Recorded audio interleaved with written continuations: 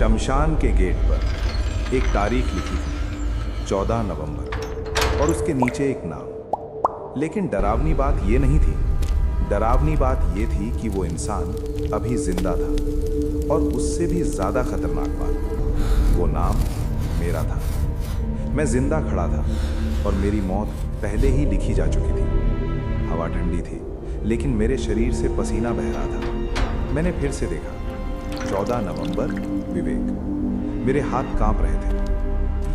ये मजाक है, मैंने खुद से कहा, लेकिन दिल मान नहीं रहा था, क्योंकि ये पहली बार नहीं था। हमारे गांव धनपुर में एक पुराना शमशान था, जंगल के बीच। लोग कहते थे वो जगह सिर्फ लाशों की नहीं है, वो जगह किस्मत लिखती है। हर महीने शमशान के गेट पर एक नई तारीख लिखी जाती थी, और उस तारीख पर कोई ना कोई मर जाता था। पहले लोग हंसे, फिर डरने लगे, और अब कोई उस गेट के पास भी नहीं जाता था। मैंने ये सब कहानियां बचपन से सुनी थी, लेकिन कभी यकीन नहीं किया। मुझे लगता था लोग डरते हैं इसलिए कहानियां बना लेते हैं। लेकिन उस रात सब बदल गया। मेरे दोस्त रोहित की मौत हुई थी, अचानक, बिल्कुल अचानक। एक दिन पहले तक वो हंस रहा था, और अगले दिन शमशान में उसकी चिता जल रही थी। लेकिन सबसे अजीब बात, उसकी मौत से 2 दिन पहले शमशान के गेट पर लिखा था, 12 नवंबर, रोहित। हम सबने देखा था, हमने मजाक भी उड़ाया था, देखो किसने ये बेकार चीज लिखी है। लेकिन वो सच हो गया। अब 2 दिन बाद वहीं गेट पर मेरा नाम लिखा था। मैंने फैसला किया, मैं सच पता लगाऊंगा। उस रात मैं अकेला शमशान गया। धीरे धीरे कदम बढ़ाए, दिल जोर से धड़क रहा था। गेट के पास पहुंचा और झुककर देखा। तारीख वही थी, नाम वही था, सब कुछ वही, लेकिन कुछ नया था। नीचे हल्के से एक और लाइन लिखी थी, समय रात 2:17। मैं सन रह गया। अब सिर्फ तारीख नहीं, समय भी तय था।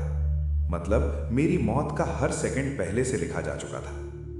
कौन कर रहा है ये सब, मैंने धीरे से कहा, और तभी पीछे से आवाज आई, तुम। मैं पलटा, कोई नहीं था, लेकिन आवाज साफ थी, तुम ही कर रहे हो। मेरे पैरों तले जमीन खिसक गई। मैं कैसे? अगले दिन मैंने गांव के सबसे बूढ़े आदमी से बात की। वो चुप रहा, फिर धीरे से बोला, वो गेट आईना है, जो होने वाला है वो पहले दिखाता है। मैंने पूछा, लेकिन कौन लिखता है? वो बोला, जिसे मरना होता है। मैं गुस्से में आ गया, ये सब बकवास है, लेकिन अंदर से मैं डर चुका था। उस रात मैंने सोचा, अगर मैं शमशान नहीं जाऊंगा तो कुछ नहीं होगा। मैंने खुद को कमरे में बंद कर लिया, दरवाजा लॉक, खिड़की बंद, फोन बंद, सब कुछ। मैं तुम्हें देख सकता हूं। 1:45 पर मुझे नींद से झटका लगा, जैसे किसी ने मुझे पुकारा हो, धीरे से, विवेक। आवाज सुन। मैंने आंखें खोली, कमरे में कोई नहीं था, लेकिन मेरे पैर खुद ब खुद हिलने लगे, जैसे कोई मुझे खींच रहा हो।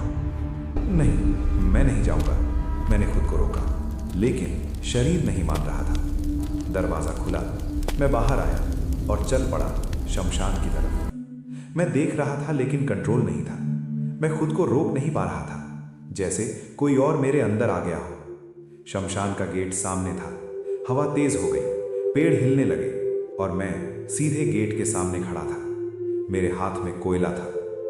नहीं, मेरी आंखों से आंसू बह रहे थे। ये मैं नहीं कर रहा, लेकिन हाथ उठे और मैंने लिखना शुरू किया, 14 नवंबर, विवेक, रात 2:17। मैंने खुद अपनी मौत लिख दी। तभी मेरे पीछे कोई खड़ा था। मैंने मुड़कर देखा, एक आदमी, फटे कपड़े, खाली आंखें। वो बोला, अब समझ आया? मैंने कांपते हुए पूछा, ये सब क्या है? वो हंसा, ये जगह सच छुपाती नहीं, ये दिखाती है।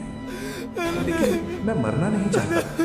मैं रो पड़ा। वो धीरे से बोला, कोई नहीं चाहता, लेकिन कुछ चीजें तय होती हैं। मैं वहीं गिर गया, सांस तेज, दिल भारी, दिमाग सुन्न। असल में उस शमशान के पीछे का सच अलौकिक नहीं था, बल्कि मानसिक और वैज्ञानिक था। सालों पहले उस जगह के पास एक न्यूरोलॉजिकल रिसर्च सेंटर था, जहां इंसान के दिमाग पर प्रयोग किए जाते थे।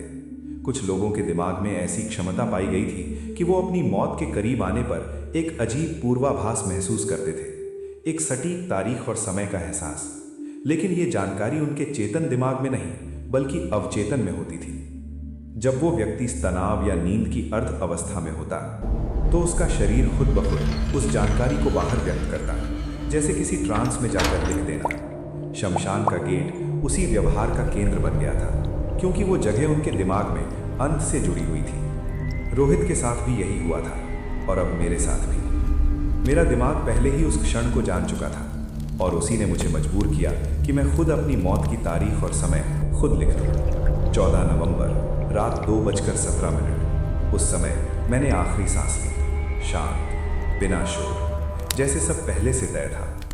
तो सोचो, अगर तुम्हारा दिमाग पहले से जान ले कि तुम कब मरने वाले हो, तो क्या तुम उसे बदल पाओगे, या फिर तुम भी चुपचाप अपनी मौत खुद लिख दोगे? कभी कभी हमारी सबसे बड़ी ताकत हमारा दिमाग ही हमारी सबसे बड़ी कमजोरी बन जाता है। अगर ये कहानी आपको अंदर तक हिला गई तो वीडियो को लाइक करो, सब्सक्राइब करो और कमेंट में बताओ क्या तुम अपनी